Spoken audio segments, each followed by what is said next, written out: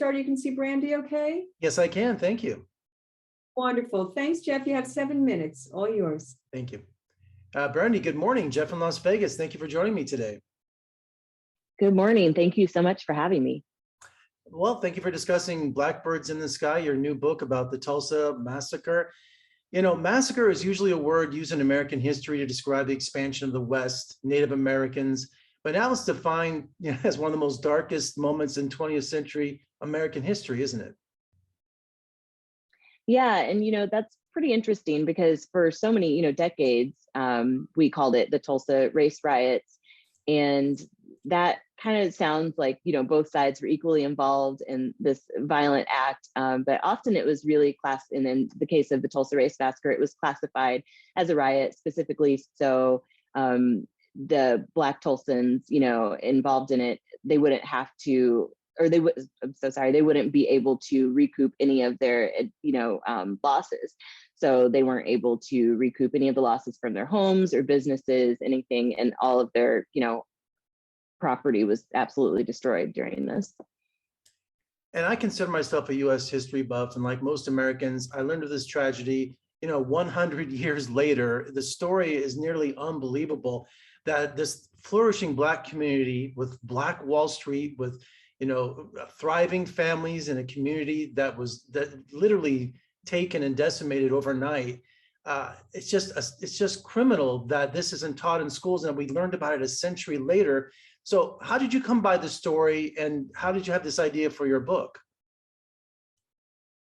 Yeah, I learned about it a few years ago. I'm not sure, I've started doing more research on my own because like you, I feel like there were some things that I just wasn't taught in school. But I have primarily written fiction, and I have a degree in journalism, but nonfiction seemed like a very daunting thing to do. But I had been working on some adaptations of other books, adapting them for younger readers from adult books. And so the last one that I worked on was a book about Rosa Parks that I adapted for younger readers. And I was fascinated by, we don't really talk about much more about Rosa Parks than her sitting down on a bus and resisting, which was in itself, a very monumental act. But there was so much more to her life and so much more to her activism that she did, after the bus incident in Montgomery. And so I started thinking, there's got to be more to this Tulsa Race Massacre after I started watching Watchmen on HBO, which that was a through line of the show was the Tulsa Race Massacre.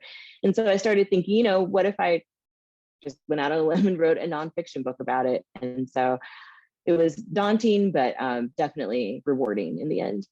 Yeah, it's funny you mentioned that, Brandy, because my first experience with the Tulsa Massacre was through Watchmen on HBO. And I thought, wow, they really are exaggerating and making up this storyline. And then I saw Lovecraft Country, and I was like, wait a minute, so that's how I thought, wait, this is real? And that's one of my first experience just earlier this year in both of them. But HBO brought awareness in both of their fiction films to something I thought was made up when it wasn't. Yeah, absolutely. And I think so many people, especially saw that scene in the first, I think it was the pilot episode of Watchmen, where it's like the planes, diving down and bombing Black Tulsans. And that it seems like it can't be real, and to know that it's actually real. And then I also watched Lovecraft Country, and I thought that episode was just so touching and really brought it to life. I had already written the book at that point. So it was just especially touching to really see it come to life that way. And your book is geared toward teens, though, isn't it? To kind of educate them about the massacre. Yeah, I felt like when I was a teen, history just really wasn't that interesting to me. That could have been me, but I think, a lot of it was the way it was taught, the way that the textbooks that we read, the way it was presented. And so I think for me, the most effective way I've really become interested in history was just having someone kind of tell me an interesting story. It just happens to be true. I think that's so much more effective at really teaching people history rather than just sort of throwing a bunch of dates and names at them and expecting them to remember them for a test. And over the summer, I interviewed filmmakers on the History Channel, Discovery Channel, about the Tulsa Massacre.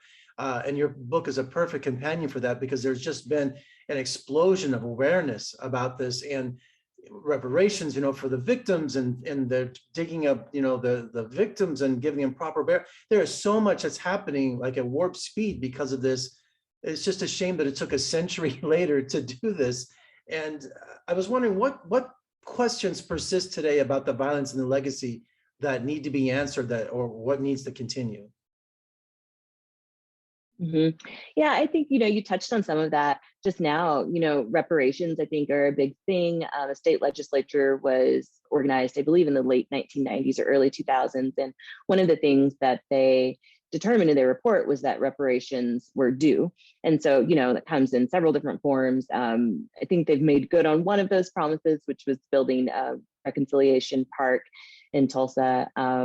But there's so much more work to do, and digging for mass graves, which has been a point of contention, for decades. And even back 100 years ago, people said that they saw, bodies of victims being carted away and thrown in the Arkansas River and just, buried in mass graves. And so doing some of that digging, and then, there's court cases involving some of the last few survivors and descendants. So yeah, I really think that the more information we put out about it, the more hopefully this stuff can move toward healing and some sort of reconciliation. Absolutely, especially with the land taken away, the wealth that was stolen.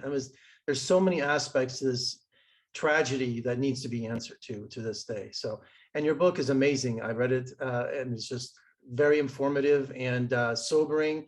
And thank you for bringing in awareness and doing an excellent job and documenting this terrible tragedy. So thank you for joining me this morning. Thank you so much for having me. I appreciate it.